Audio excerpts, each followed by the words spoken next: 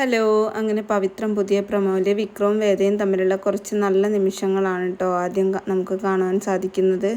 പക്ഷേ നമ്മുടെ ജോബി ഉണ്ടല്ലോ, പിന്നാലെ കുറച്ച് പോലീസൊക്കെ ആയിട്ട് വന്നിട്ട് അവിടെ കുറച്ച് പ്രശ്നങ്ങളൊക്കെ ഉണ്ടാക്കുന്നുണ്ട്.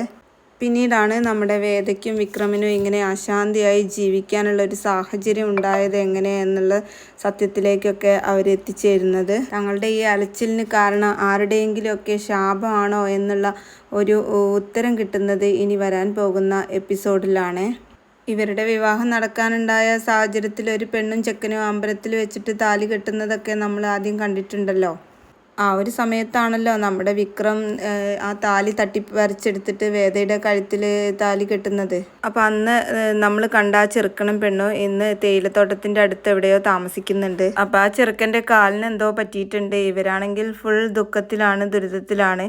അപ്പം അതിൻ്റെ ശരിക്കും കാരണക്കാർ വിക്രവും വേദയാണെന്നാണ് ഇവർ പറയുന്നത്. അങ്ങനെ വേദയും വിക്രവും തിരിച്ചറിയാണ് തങ്ങളുടെ ആ ശാന്തി പിടിച്ച ഈ ഓട്ടത്തിന് കാരണം ഇവരുടെ ശാപമാണെന്നുള്ള സത്യം അവർ തിരിച്ചറിയാണ്. അങ്ങനെ വേദയും വിക്രവും ഇവരുടെ വീട്ടിൽ പോയി കാണാൻ ചെന്ന് കണ്ട് സംസാരിക്കാനൊക്കെ നിൽക്കുന്നുണ്ട്. ഉള്ള തെറ്റിദ്ധാരണ മാറ്റാനൊക്കെ ഇവർ ശ്രമിക്കുന്നുണ്ട്. പക്ഷേ അയാളാണെങ്കിലോ സംസാരിക്കാനൊന്നും കൂട്ടാക്കാതെ വാതിൽ കൊട്ടിയടക്കുകയാണ് ഇവരെ കണ്ടിട്ട്.